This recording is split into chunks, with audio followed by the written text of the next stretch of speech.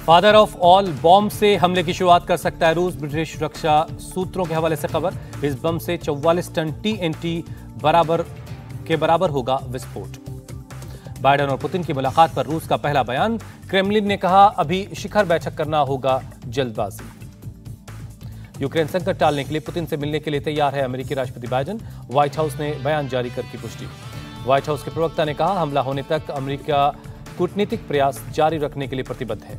अमेरिकी विदेश मंत्री ब्लिंकन गुरुवार को यूरोप में रूसी विदेश मंत्रालय लावरोव से मुलाकात करेंगे। इस मुलाकात के नतीजे से तय होगी पुतिन और बाइडेन की मुलाकात। यूक्रेन के विदेश मंत्री ने फ्रांस की पहल का स्वागत किया। रूस की सेना वापस बुलाने की उम्मीद, बातचीत से हल निकलने के लिए हर मुमकिन कोशिश का भरोसा दिया।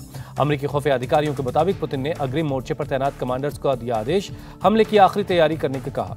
बाइडेन ने व्हाइट हाउस में की नेशनल सिक्योरिटी काउंसिल की बैठक। 2 घंटे तक हालात की समीक्षा की गई। युद्ध के माहौल के बीच रूस दौरे पर जाएंगे पाकिस्तान के प्रधानमंत्री इमरान खान। 23 साल बाद किसी पाकिस्तानी पीएम का यह दौरा है। 23 और 24 फरवरी को रूस दौरे पर होंगे इमरान खान। यूक्रेन में भारतीय दूतावास के अधिकारियों के परिवार को भारत लौटने के लिए कहा गया। जंग टालने के लिए फ्रांस के राष्ट्रपति मैक्रोन ने तेज की कूटनीतिक कोशिशें। पुतिन के बाद बाइडेन से फोन पर बात की। मैक्रोन ने फोन पर पुतिन से 105 मिनट तक बात की, फिर यूक्रेन के राष्ट्रपति को फोन किया। मैक्रोन के साथ बातचीत के बाद पुतिन ने तनाव के लिए यूक्रेन को जिम्मेदार ठहराया। यूक्रेन के सुरक्षा बलों पर भड़काऊ कार्रवाई का आरोप लगाया। यूक्रेन संकट और बढ़ा। रूस ने बेलारूस से अपनी सेना वापस बुलाने का फैसला रद्द किया। अमेरिकी खुफिया एजेंसियों के मुताबिक युद्ध की आखिरी तैयारियों का दिया गया आदेश। कल बेलारूस में खत्म होना था रूस के साथ साझा युद्ध अभ्यास। यूक्रेन बॉर्डर के पास बेलारूस में तैनात है करीब 30,000 रूसी सैनिक। बेलारूस और यूक्रेन बॉर्डर पर अभी तैनात हैं करीब 1,80,000 रूसी फौजी। यूक्रेन की राजधानी कीव पहुंचने में लगेगा सिर्फ 3 घंटे का वक्त। बेलारूस और रूस का साझा युद्ध अभ्यास पर बेलारूस के रक्षा मंत्री कहा तनाव की वजह से अभी सैनिक नहीं लौटेंगे। बेलारूस और रूस की साझेदारी को दिया गया यूनियन स्टेट का नाम। अभ्यास में करीब 30,000 सैनिकों ने हिस्सा लिया। अमेरिकी उपराष्ट्रपति कमला हैरिस ने कहा यूरोप में युद्ध का खतरा वास्तविक है, अब भी बातचीत से हल निकाला जा सकता है। कमला हैरिस ने यूक्रेन में नाटो में शामिल होने की इच्छा की तारीफ की। कहा मुश्किल घड़ी में यूक्रेन अकेला नहीं है, अमेरिका उसके साथ है। अमेरिकी रक्षा मंत्री ऑस्टिन बोले यूक्रेन बॉर्डर पर रूसी सैनिकों की तैनाती कोई धोखा नहीं, पुतिन के आदेश से शुरू हो सकती है जंग। अमेरिकी रक्षा मंत्री ने युद्ध के नतीजों पर पूरी दुनिया को आगाह किया। कहा युद्ध से बड़ा मानवीय और शरणार्थी संकट खड़ा हो जाएगा। मीट द प्रेस में बोले अमेरिकी विदेश मंत्री एंटनी ब्लिंकन अब भी अपनी सेना को वापस बुला सकते हैं। पुतिन यूक्रेन से रूसी सैनिकों की वापसी को धोखा बताया। ब्लिंकन ने कहा पहले से तय स्क्रिप्ट पर काम कर रहा है रूस ने हमला नहीं किया तो लावरोव के साथ बैठक होगी। रूस में अमेरिकी दूतावास ने जारी की एडवाइजरी। रूस में अमेरिकी नागरिकों को सतर्क रहने की सलाह दी गई। यूक्रेन प्रेसिडेंट का बड़ा बयान। कहा हमारा देश हर स्थिति से निपटने के लिए तैयार। रूस के खिलाफ नेटो देशों से कार्रवाई करने की मांग की। यूक्रेन की शांति वार्ता अपील का रूस ने नहीं दिया कोई जवाब। कल यूक्रेन के राष्ट्रपति ने बातचीत की पहल की थी। सीमा पर बढ़ते तनाव के बीच यूक्रेन के डोमेस्टिक में भारी गोलीबारी। एक घर पूरी तरह से तबाह हुआ। डोमेस्टिक में यूक्रेनी सैनिकों और विद्रोहियों के बीच हिंसा जारी है। दागे गए कई मोर्टार। रूस को लेकर EU का बयान। पश्चिमी देशों के साथ रूस की बातचीत करने पर अब भी सवाल। अब भी मिसाइल टेस्ट और सैनिकों की तैनाती कर रहा है रूस। EU ने कहा अगर हमला हुआ तो कड़े प्रतिबंधों से जवाब दिया जाएगा। जल्द ही मिलकर कोई फैसला करेंगे। सुरक्षा सम्मेलन में यूक्रेन के विदेश मंत्री का बयान। कहा यूक्रेन एक यूरोपियन स्टेट, यूरोपियन संघ में यूक्रेन के शामिल होने के साफ संकेत दे यूरोप।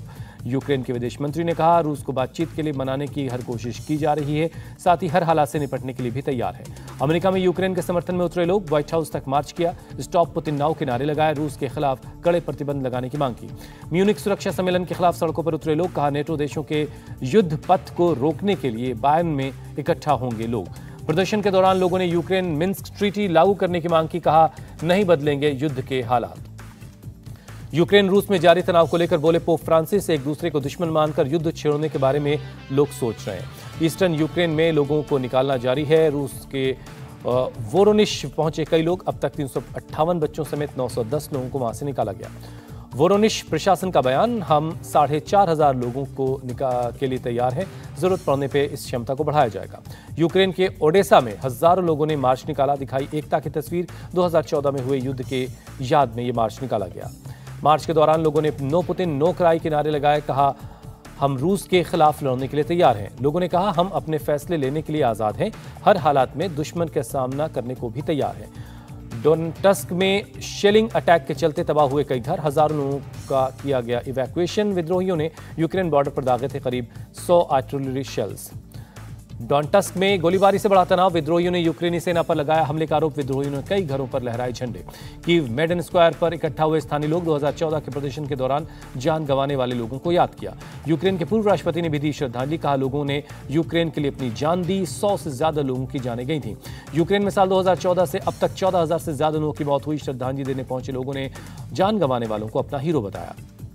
कीव के चर्च में इकट्ठा हुए लोग, रूस के खतरे के बीच यूक्रेन में शांति के लिए प्रार्थना की गई। स्थानीय लोगों ने कहा, हम युद्ध नहीं चाहते, लोगों को जल्द ही इस त्रासदी के खत्म होने का इंतजार है।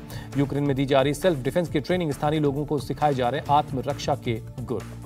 इंडिया टीवी हर वक्त हर जगह डाउनलोड करने के लिए सर्च करें India TV news Google play store या ऐप स्टोर पर।